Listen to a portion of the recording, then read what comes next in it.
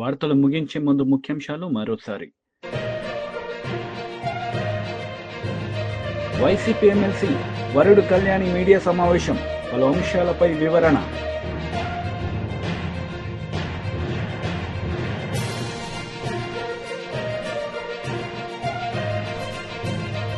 మాజీ మంత్రి కేటీఆర్ మీడియా సమావేశం, సీఎం రేవంత్ రెడ్డిపై ఫైర్.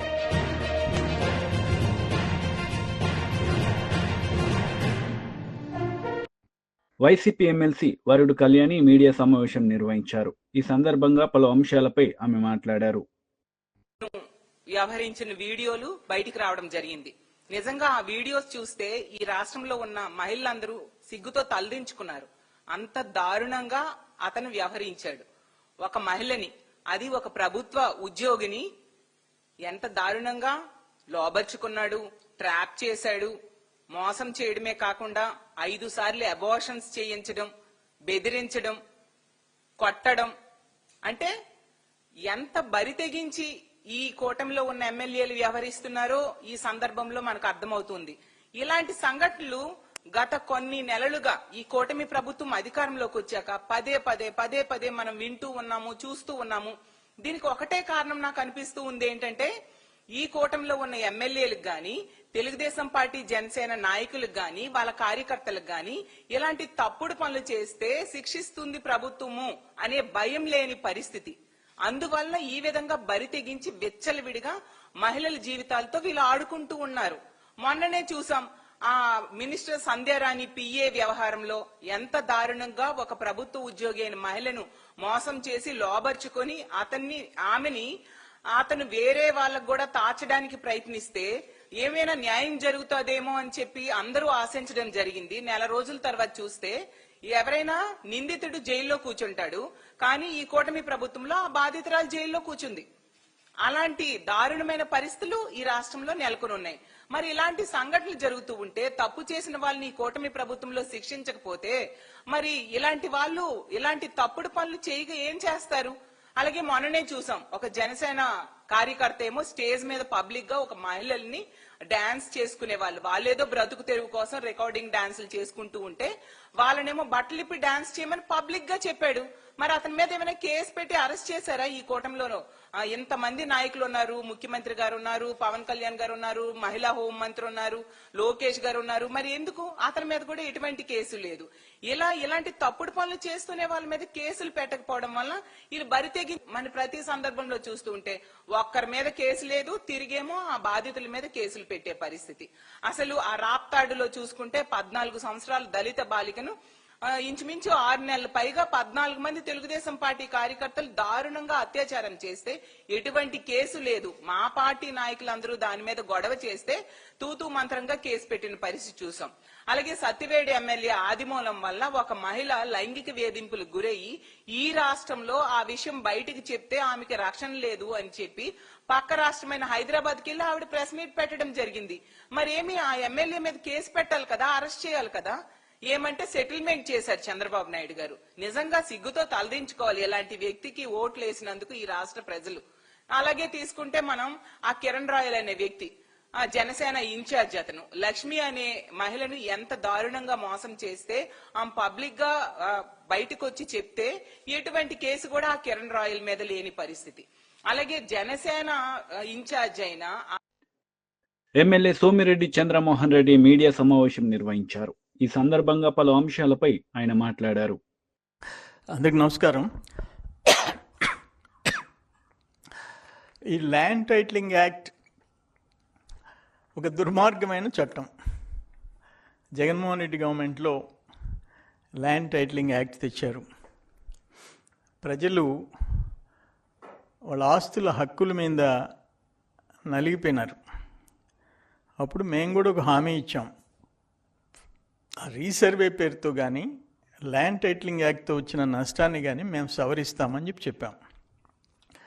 ల్యాండ్ టైటిలింగ్ యాక్ట్ రద్దు చేశాం. ఆయన ధర్మాన ప్రసాదరావు గారు, ఆయన ఇప్పుడు కేంద్రానికి ఒక లేఖ రాశాడు. మేము ప్రజల ఆస్తులు కాపాడేదానికి ల్యాండ్ టైటిలింగ్ యాక్ట్ తెచ్చాము, తెలుగుదేశం ప్రభుత్వం దాన్ని రద్దు చేసింది, మీరు దాని మీద చర్యలు తీసుకొని అది ఇంప్లిమెంట్ అయ్యేటట్టు చూడమని చెప్పింది. నీతి ఆయోగ్ డైరెక్షన్ ప్రకారం మేము చేసామని చెప్పారు. నీతి ఆయోగ్ చాలా క్లియర్గా చెప్పింది ఏమనంటే, మహారాష్ట్ర మోడల్గా తీసుకోమన్నది. ఇప్పుడు క్లియర్గా ఇక్కడ చెప్పింది, states may adapt the version best suited for them. అంటే రాష్ట్రాలు ఈ టైటిలింగ్ వ్యవస్థని పటిష్టం చేసేదానికి మహారాష్ట్ర ఎగ్జాంపుల్గా కూడా ఇది లెటర్ పెట్టినారు. 2019 డిసెంబర్ 20 కేంద్ర ప్రభుత్వం రాజీవ్ గౌబా క్యాబినెట్ సెక్రటరీ రాష్ట్రపతి భవన్ నుంచి టోటల్ అన్ని రాష్ట్రాలకి లెటర్ పెట్టింది. మహారాష్ట్ర బాగుంది, వాళ్ళు తెచ్చిన చట్టం, దాన్నైనా చూసుకోండి, లేదా మీకు ఏది బెటర్ ఆప్షన్ అనుకుంటే దాన్ని ఇంప్లిమెంట్ చేయండి, చట్టం తేండి. ఈ రైతులకు భూముల హక్కుల మీద, యజమానులకి హక్కుల మీద లక్షల కేసులు కోర్టులలో నలుగుతున్నాయి అని ఒక సలహా ఇచ్చింది. దానికి నీతి ఆయోగ్ సిఫార్సులు ఏమన్నదంటే, నిపుణులను, బాధ్యతాయుతంగా ఉండే అధికారులను, న్యాయాధికారులను మాత్రమే అప్పీలేట్ ట్రిబ్యునల్లో నియమించాలన్న నీతి ఆయోగ్ సూచనల్ని పక్కన పెట్టేసింది. దాంట్లో సింపుల్గా ఎనీ పర్సన్ అనే పదాన్ని చేర్చేసింది. Any person. ఆ ల్యాండ్ టైటిలింగ్ యాక్ట్ వచ్చిన తర్వాత ఎంత దురదృష్టం అంటే, దానికి టీఆర్ఓ అంటే టైటిల్ రిజిస్ట్రార్ ఆఫీసర్, జిల్లాలో టీఆర్ఓ అని వేస్తారు. అంటే ఎనీ ఆఫీసర్ అని పెట్టుకున్నారు కదా. నీతి ఆయోగ్ డైరెక్షన్స్ పక్కన పెట్టి ఒక రిటైర్డ్ ఆర్డీఓ, నెల్లూరు జిల్లాలో ఒక రిటైర్డ్ ఆర్డీఓ ఉంటాడు, ఆయన్ని టైటిల్ రిజిస్ట్రార్ ఆఫీసర్గా పెడతారు. ఆయనకి ప్రజల ఆస్తుల మీద ఆ టీఆర్ఓ నిర్ణయమే తుది నిర్ణయం అన్నట్టు సెక్షన్లు ఉన్నాయి. రిజిస్ట్రేషన్ల ద్వారా చెల్లుబాటు అయ్యే పత్రాలకు విలువ లేకుండా చేసేశారు. టీఆర్ఓ సంతృప్తి మేరకే యాజమాన్యం నిర్ణయించడం. వైసీపీ ఎమ్మెల్యే కేతిరెడ్డి వెంకటరామిరెడ్డి మీడియా సమావేశం నిర్వహించారు. ఈ సందర్భంగా పలు అంశాలపై ఆయన మాట్లాడారు. ఎప్పుడో 14 నుంచి 19 టైంలో మొదలుపెట్టిన 2 బిల్డింగ్లు మొదలుపెట్టి దాన్ని ఇప్పుడేదో కొత్తగా కట్టినట్టు, కొత్తగా ఈ ప్రాంతం అంతా అభివృద్ధి చెందుతున్నట్టు ఒక మభ్యపెట్టే ప్రయత్నం ఈ ప్రభుత్వం చేస్తుంది. ఓవరాల్గా మా రాయలసీమ ప్రాంతం అంటే ఎలాగో నిర్లక్ష్యానికి గురి అయిపోయింది. ఇప్పటికీ కూడా ఇబ్బందికరమైన పరిస్థితులు మా ప్రాంతంలో ఉంది అని చెప్పేసి నేను పలు విధాలుగా కూడా ఈ ప్రభుత్వాన్ని ప్రశ్నించడం జరిగింది. ఇక్కడున్న కూటమి నేతలకు అందరికీ. మాతో పాటు వెనుకబడి జిల్లాని శ్రీకాకుళం, విజయనగరము ఇలాంటి ప్రాంతాల్లో తీరా చూస్తే అమరావతి అని, క్యాపిటల్ అని, ఇక్కడ ఏదో జరిగిపోతుందని ప్రజలందరినీ కూడా మభ్యపెట్టే ప్రయత్నం ఈ కూటమి ప్రభుత్వం చేస్తుంది. ఈరోజు చూసినామంటే మార్పు మొదలైంది, డెఫినెట్గా మార్పు మొదలైంది, జనాల్లో మార్పు మొదలైంది. జనాలు తెలుసుకునే ప్రయత్నం చేస్తున్నారు ఏం జరుగుతుందో అని చెప్పి. రాష్ట్రం మళ్ళీ కోలుకుంటుందని, కోలుకోవటం లేదైనా నిజానిజాలు తెలుసుకునే ప్రయత్నం చేస్తుంది. ఎందుకంటే మనకు అందరికీ తెలిసినదే, రాజధాని ప్రాంతంలో ఎటువంటి అవినీతి కార్యక్రమాలు జరిగినాయో, కిలోమీటర్కి 180 కోట్ల రూపాయలతో యాక్సిస్ రోడ్డు అనుసంధానం కావచ్చు, వరద నివారణకు ఎత్తిపోతల ద్వారా ఏ విధంగా దోపిడీ జరిగిందో మనందరికీ తెలిసినదే. అదేవిధంగా ఇప్పటికీ 47,000 కోట్ల రూపాయలకు సంబంధించిన అప్పు తీసుకొని వచ్చే కార్యక్రమం చేస్తూ అది ఏ విధంగా పనుల రూపంలో, పర్సెంటేజ్ రూపంలో ఏ విధంగా ఇక్కడ దోపిడీ గురవుతోందో మనమందరం కూడా మన కళ్ళెదుటే కనపడుతున్న అంశం. ఇవన్నీ వదిలేయండి. రాజధాని ప్రాంతంలో ఇప్పటికే మొదటి విడతలో ఇచ్చిన భూములు ఇచ్చిన రైతులకు వారి పరిస్థితి అతిగతి లేని పరిస్థితులలో ఇక్కడ రైతాంగం కానీ, ఇక్కడ ప్లాట్లు ఇచ్చిన రైతులు ఉన్నారు. రోజు మేము చూస్తూ ఉంటాం, సిఆర్డీ ఆఫీస్కి పోయినామంట, మేము అక్కడ 3 రోజులు, 6 రోజులు, 7 రోజులు ఎదురు చూస్తున్నాము, ఎవరే కానీ మమ్మల్ని పట్టించుకున్న దాఖలాలు లేవు అని చెప్పేసి రైతుల యొక్క బాధను చూస్తూ ఉంటాం. ఇక్కడ వారికి వాళ్ళ భూమి ఇచ్చిన తర్వాత వాళ్ళ ప్లాట్లు ఎక్కడ వస్తాయో తెలియదు, ఏమొస్తాయో తెలియదు. మమ్మల్ని అంటే ఇగ్నోర్ చేసినారు, మా ప్రాంతాన్ని అంతా కూడా ఏ విధంగా భ్రష్టు పట్టించాలో ఆ విధంగా భ్రష్టు పట్టించినారు. ఇక్కడ మిమ్మల్ని నమ్మి చేసిన వాళ్ళకు మీరేం చేస్తున్నారో అర్థం చేసుకోండి. ఈరోజు నిన్న చూస్తే ఆశ్చర్యకరమైంది ఏంటంటే రాజధాని 2వ దశ దానిలకు 709 చదరపు కిలోమీటర్లతో మాస్టర్ ప్లాన్, అంటే 175 ఎకరాలు దగ్గర దీనికి కావాలి అని చెప్పేసి. ఎవరిని నాశనం చేయడానికి? పచ్చని 3గా ఉండి 3 పంటలు వచ్చే ఈ ప్రాంతంలో ఇక్కడ ఏదో జరిగిపోతుంది, ఎక్కడా లేని విధంగా అభివృద్ధి చేస్తాము అని చెప్పేసి నందుకు కావాలి, పక్కనే గన్నవరం ఉందిగా, ఎందుకు అంత పెద్ద రైల్వే స్టేషన్ కావాలి, ఈ విధంగా చాలా మంది మాట్లాడినారు. కానీ ఎందుకు మీరు ఈ విధంగా మోసం చేస్తున్నారు ఈ ప్రాంత ప్రజల్ని? మీరందరూ కూడా అంటే మీరందరూ కూడా ఆలోచించుకోండి. ఏదో మేము వ్యతిరేకమో ఇంకోటి వ్యతిరేకమో కాదు. ఇక్కడ ఈ ప్రాంతంలో ఉన్న ఈ రైతాంగానికి ఇచ్చిన భూమికి మీరు ఏ విధంగా వాళ్ళని కాంపెన్సేట్ చేసి ఇస్తున్నారు? మీరు నిన్న రిపబ్లిక్ డే దాంట్లో చూస్తేనే ఎంత డొల్లగా ఉందో అర్థమవుతోంది. మీరు చేసిన పెరేడ్లోనే ఎప్పుడో 14 నుంచి 19 వరకు కట్టించిన స్టాఫ్ క్వార్టర్స్ని చూపించేసి మీరు చేసే ప్రయత్నం చేస్తున్నారు. ఏమన్నా అంటే నీళ్లు పంప్సెట్లు కొట్టాలా, పంప్సెట్లకు 300 కోట్లు అవుతుంది, 400 కోట్లు అవుతుంది, 500 కోట్లు అవుతుంది. దేశంలో ఎవడైనా కానీ కంపచెట్లు తీయడానికి 330 కోట్లు వాడతారండి? ఇదేం ఒక రోజుతో ఆగిపోయేదే? ప్రతి సంవత్సరం పీకాల్సిన కంపచెట్లే కదా, ఒక పూటతో ఆగిపోయే కంపచెట్ల? మళ్ళీ వర్షం పడుతుంది. BJP leader Guvvala Balaraju media సమావేశం నిర్వహించారు. ఈ సందర్భంగా పలు అంశాలపై ఆయన మాట్లాడారు. నివారించాలని అటువంటి చెకింగ్స్ జరుగుతూ ఉంటాయి. అందులో భాగమే అయి ఉండొచ్చు ఆ 3 నక్సలైట్స్ కూడా పట్టుబడడం. ఆ విషయం ప్రభుత్వం చూసుకుంటుంది, కేంద్ర హోంశాఖ, రాష్ట్ర హోంశాఖ చూసుకుంటారు, పర్వాలేదు. కానీ నక్సలైట్ల వెంబడి ఉన్నటువంటి 3 వారు కూడా అరెస్ట్ అయ్యారు, కాదనడం లేదు. కానీ ఆ 3 సింపథైజర్స్గా ఈరోజు పత్రికలు రాస్తూ ఉన్నాయి, టీవీలలో కూడా చూస్తూ ఉన్నాం. ఆ 3 సింపథైజర్లలో మేము మాకున్నటువంటి సమాచారాన్ని బట్టి ఒక ప్రతిపక్ష పార్టీగా మేము మా అభిప్రాయాలను మీడియా ద్వారా అచ్చంపేట మీడియా మిత్రుల ముందు మాట్లాడడం జరిగింది. దానికి స్పందించినటువంటి ఎమ్మెల్యే గారు ఇష్టారీతిలో నోరు బారేసుకుంటా ఉన్నారు. మాకేం సంబంధం వాళ్ళు అని అంటా ఉన్నారు. అక్కడ ఉన్నటువంటి ఒక టీచర్ ఉద్యోగి ఎవరైతే ఉన్నారో ఆయన ఎమ్మెల్యే గారికి తన వెంట నడుస్తారా నడవరా అని ఇతర పార్టీల వాళ్ళను ఇప్పుడున్నటువంటి ఎమ్మెల్యేకు దగ్గర చేసి నాతో పాటు ఉన్నటువంటి వాళ్ళను వాళ్ళకు ఉన్నటువంటి ఆసుపత్రులను మోయించేసిండ్రు, క్లినిక్లను మోయించేసిండ్రు, వాళ్ళకున్న వ్యాపారాలను దెబ్బతీసేటువంటి ప్రయత్నం చేసిండ్రు. చివరికి మళ్ళీ ఏం జరిగిందో ఏమో కానీ ఆ ఆసుపత్రులు ఓపెన్ అయిపోయినాయి. అదేవిధంగా వాళ్ళ వ్యాపారాలు వాళ్ళు చేసుకుంటా ఉన్నారు. మాకున్న సమాచారం ఏంటంటే వాళ్ళను ఎమ్మెల్యే గారికి దగ్గర చేసినటువంటి వ్యక్తుల్లో ఈ అంబయ్య అని అరెస్ట్ అయినటువంటి టీచర్ కూడా ఒకడు అని చెప్పేసి చర్చ జరుగుతూ ఉంది. కాబట్టి మాకు కూడా ప్రమాదం పొంచి ఉన్నట్టుగా మేము భావించాల్సినటువంటి అవసరం ఉంది. మాకంటే రాజకీయ నాయకులకు లేదంటే నాకో కాదు, మా నియోజకవర్గంలో ఉన్నటువంటి ప్రజలకు ప్రమాదం పొంచి ఉంది అనే ఆలోచనతోన అటువంటి సమాచారాన్ని బహిర్గతం చేయాలి. ఒకవేళ అటువంటి వాళ్లకు షెల్టర్ ఇచ్చినట్టయితే ఖచ్చితంగా ప్రస్తుతం ఉన్నటువంటి ఎమ్మెల్యేను కూడా శిక్షార్హుణ్ణి చేయాల్సినటువంటి అవసరం ఉంది. టీఆర్ఎస్ నేతలు మీడియా సమావేశం నిర్వహించారు. ఈ సందర్భంగా కాంగ్రెస్ నేతలపై వారు మండిపడ్డారు. తన గొంతు నొక్కేటువంటి ప్రయత్నం చేయడం, స్థాయిని తగ్గించేటువంటి ప్రయత్నం చేయడం జరిగింది. కాబట్టి దాన్ని మేము అదే విషయాన్ని గౌరవ శాసన మండలి చైర్మన్ గారి దృష్టికి తీసుకురావడం జరిగింది. ఇది రవీందర్ రావు గారికి వ్యక్తిగతంగా జరిగినటువంటి అవమానం మాత్రమే కాదు, గౌరవ శాసన మండలి సభ్యులందరికీ జరిగినట్టుగా మేము భావిస్తా ఉన్నాం.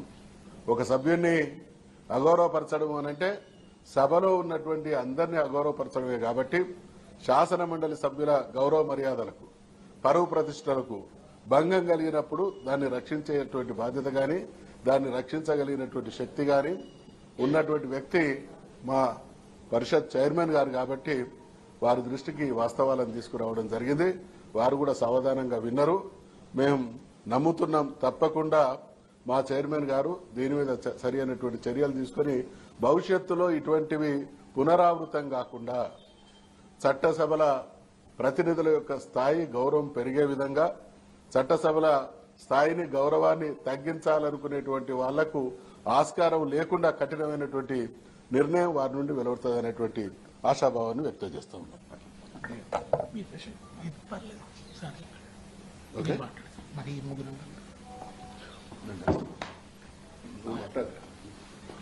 ఒక మాట మాట్లాడదాం.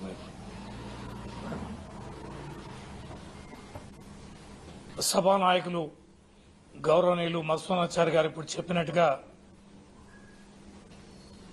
విషయాలను కూడా వారు వివరంగా చెప్పారు. రాష్ట్రం అంతా కూడా చర్చ జరుగుతున్నది.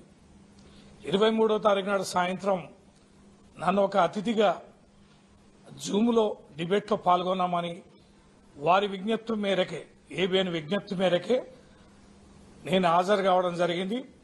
ఆ సందర్భంగా జరుగుతున్న చర్చ ఏదైతుందో అది చాలా ఉద్వేగభరితమైన వాతావరణంలో జరుగుతున్న చర్చ. ఆ రోజంతా కూడా కేటీఆర్ గారిది విచారణ జరిగింది. ఆ విచారణ జరుగుతున్న రోజంతా కూడా వివిధ ఛానల్లో ఆ విచారణలో లేని అనేకమైనటువంటి అంశాలని ప్రసారం చేయడం జరిగింది. అనేకమైనటువంటి అబద్దాలు అక్కడ జరగనివి వాస్తవాలుగా చిత్రీకరిస్తూ ప్రసారాలు చేశారు. మేము కాస్త మానసికంగా ఒత్తిడి గురైనాం. ఏంటి పరిస్థితి నిజంగా జరిగిందా అని బయటకు వచ్చాక కేటీఆర్ గారు ప్రెస్ మీట్ పెట్టాక అప్పుడు తెలిసింది ఈ రోజంతా జరిగిన ప్రసారాలు అవాస్తవం అని, విష ప్రచారం అని తేలి. అప్పుడు డిబేట్లో దీని మీదే చర్చ. వెంకట మాజీ మంత్రి కేటీఆర్ మీడియా సమావేశం నిర్వహించారు. ఈ సందర్భంగా ఆయన మాట్లాడారు. విషయంలో వారికి అందజేయడం జరిగింది. సింగరేణిలో అవినీతి జరుగుతున్నది అని ఆధారాలతో సహా మా శాసనసభ పక్ష ఉపనాయకులు మాజీ మంత్రి పెద్దలు హరీష్ రావు గారు పత్రికా సమావేశం పెట్టి ఆధారాలతో సహా బయటపెట్టినప్పటి నుంచి కాంగ్రెస్ పార్టీలో వణుకు మొదలైంది. మీడియా కూడా మాకు సహకరించి ఈ కుంభకోణాన్ని పూర్తి స్థాయిలో బట్టబయలు చేసేసరికి పాలకుల గుండెల్లో రైళ్లు పరిగెడతా ఉన్నాయి. కేవలం మాట్లాడడమే కాదు, ఆధారాలతో సహా మరి ఈరోజు పూర్తి స్థాయిలో ఈ కుంభకోణాన్ని బట్టబయలు చేసినాం. సరిగ్గా దాన్ని డైవర్ట్ చేయడానికి, ప్రజల అటెన్షన్ ని దృష్టి మళ్లించడానికి విచారణ పేరిట ఇవాళ ఒకరి తర్వాత ఒకరిని పిలుస్తున్న విషయం కూడా మీకు తెలుసు. ఇవాళ సీఎం అంటే తెలంగాణలో చీఫ్ మినిస్టర్ కాదు, సీఎం అంటే కోల్ మాఫియాకి నాయకుడిగా ఇవాళ రాష్ట్ర ప్రజలు, ముఖ్యంగా సింగరేణి కార్మికులు భావించే పరిస్థితి వచ్చింది.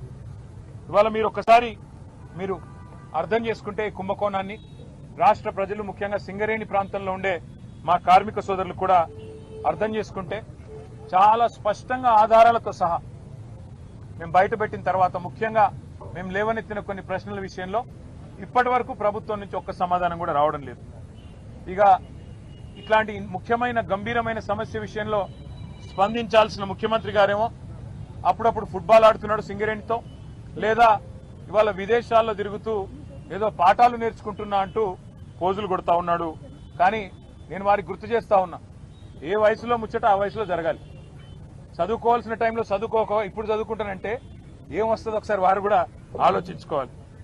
మీరు 10 కోట్ల రూపాయల సింగరేణి నిధులు, సింగరేణి సంస్థకు సంబంధించిన నిధులు దుర్వినియోగం చేసి మీరు ఫుట్బాల్ ఆటకి, ఈ రాష్ట్ర ప్రజలతో మీరు ఎలాగో ఫుట్బాల్ ఆడుతున్నారు, కానీ సింగరేణి సంస్థతో కూడా ఫుట్బాల్ ఆడుతూ 10 కోట్ల రూపాయలు దుర్వినియోగం చేసి ఈరోజు ఆ సంస్థకి తీరని అన్యాయం చేసింది ఇవాళ రేవంత్ రెడ్డి గారు.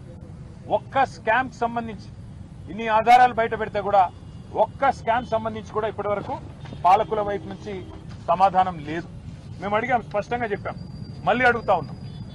ఓబీ టెండర్ల విషయంలో, ఓవర్ బర్డెన్ టెండర్ల విషయంలో గతంలో ఎన్నడూ లేని సైట్ విజిట్ సర్టిఫికేషన్, అంటే మీరు సైట్ మీదకి రావాలి, అక్కడికి వచ్చినట్టు సర్టిఫికేట్ తీసుకోవాలి అనే నిబంధన పారదర్శకతకు పాతర వేసి ఎందుకు పెట్టినారు, గతంలో ఎన్నడూ లేని విధంగా ఇది ఎందుకు పెట్టారంటే ఇంతవరకు సమాధానం లేదు. భారతదేశంలో ఎక్కడ ఏ కోల్ గనిలో లేని, ఏ బొగ్గు గనిలో లేని నిబంధన ఇక్కడనే ఎందుకు పెట్టినారు అంటే ఇంతవరకు సమాధానం రాదు. అట్లాగే నిజంగానే 2018 నుంచి 2024 వరకు ఈ నిబంధన గనక కేంద్ర ప్రభుత్వం ఒకవేళ సిఫారసు చేసి ఉంటే ఆ రోజున్న బీఆర్ఎస్ ప్రభుత్వం అమలు చేయలేదు. అన్ని టెండర్లను కూడా ట్రాన్స్పరెంట్ గా మేము పిలిచినాం. అందుకే ఆ రోజు అన్ని మైనస్ టెండర్లు వచ్చినాయి. ఎస్టిమేటెడ్ కాస్ట్ కంటే తక్కువ ఖర్చుకే సింగరేణికి డబ్బులు ఆదా చేస్తూ ఆ రోజు జరిగిన మాట వాస్తవమా కాదా? మరి ఆ రోజు ఆ టెండర్లలో లేని షరతు మీ ప్రభుత్వం వచ్చిన తర్వాత ఈ సైట్ విజిట్ సర్టిఫికేషన్ అనే విధానం ఎందుకు పెట్టారు? ఎవరికి? నమస్కారం, వార్తలకు స్వాగతం. ముందుగా ముఖ్యాంశాలు. వైసీపీ ఎమ్మెల్సీ వరుడు కళ్యాణి మీడియా సమావేశం, పలు అంశాలపై వివరణ.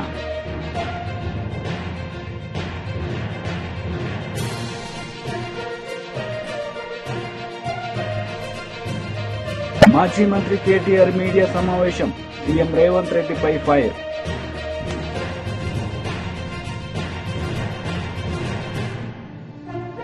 ఈ వార్తలు ఇంతటితో సమాప్తం. తిరిగి ప్రసారమయ్యే వార్తల్లో మళ్ళీ కలుద్దాం. అంతవరకు సెలవు. నమస్తే.